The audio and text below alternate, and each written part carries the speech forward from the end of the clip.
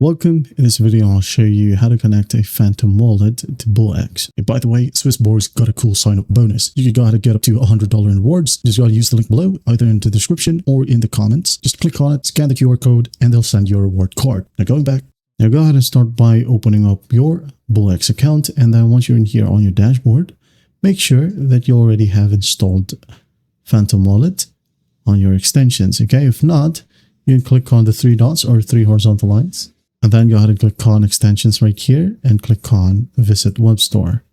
Wait for it to load. Once it loads, just look for Phantom. There you go. Click on Phantom. Add to Brave, add to Chrome, add to Firefox, depending on your browser. Okay. Just click on add extension and wait for it to full install.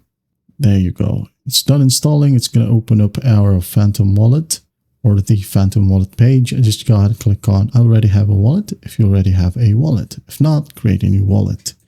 Okay, just wait for it. I'm just going to go ahead and enter my PIN in here and I'll continue.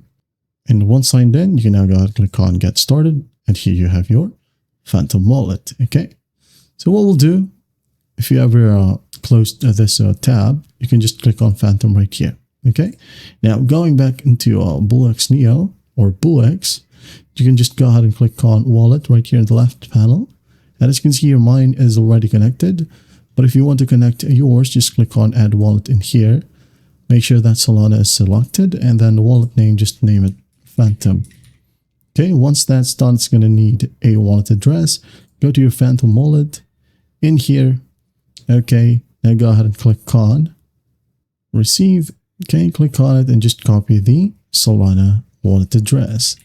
There you have it. Click on add wallet, wait for it to load, and once done, you're good to go. All right, if it doesn't show the wallet in here, just make sure to refresh the browser like so, and you should be good to go.